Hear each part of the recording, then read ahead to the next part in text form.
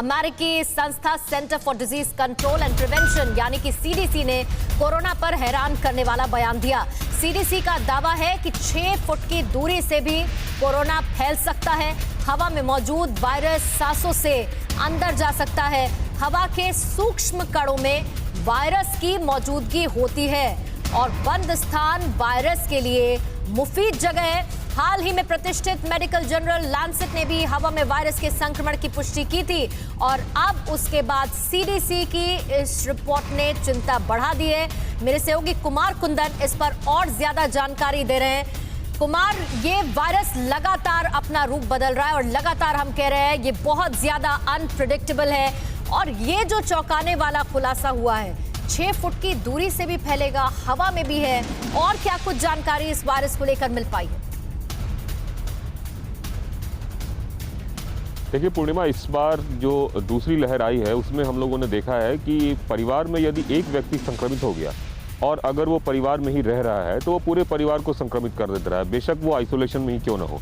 तो इसके बाद कई सारे रिसर्च हुए और रिसर्च में पाया गया कि जो व्यक्ति आइसोलेशन में है वो वहाँ भी छींकता है या फिर अलग एक्टिविटीज़ करता है तो उससे ड्रॉपलेट्स जो है वो हवा में आते हैं और हवा में आने के बाद वो एक जगह से दूसरे जगह ट्रैवल करता है और उसकी वजह से दूसरे लोग भी संक्रमित हो रहे हैं। लांसेट ने भी अपनी रिपोर्ट में कहा, WHO ने भी अपनी रिपोर्ट में कहा है और अब सीडीसी। बताया ये जा रहा है कि ऐसे संक्रमित मरीजों के घर की जब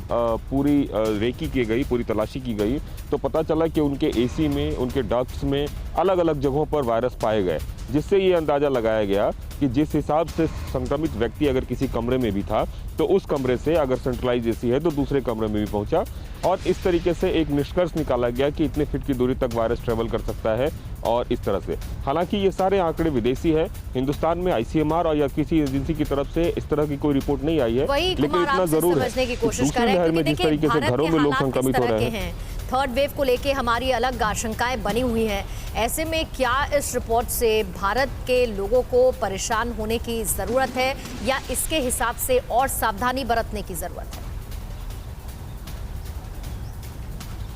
देखिए सबसे ज़्यादा तो सावधानी बरतने की ज़रूरत है क्योंकि अभी हम लोग 2 गज की दूरी मास्क है ज़रूरी के फॉर्मूले पे चल रहे हैं। हमारे हिसाब से जो वायरस है वो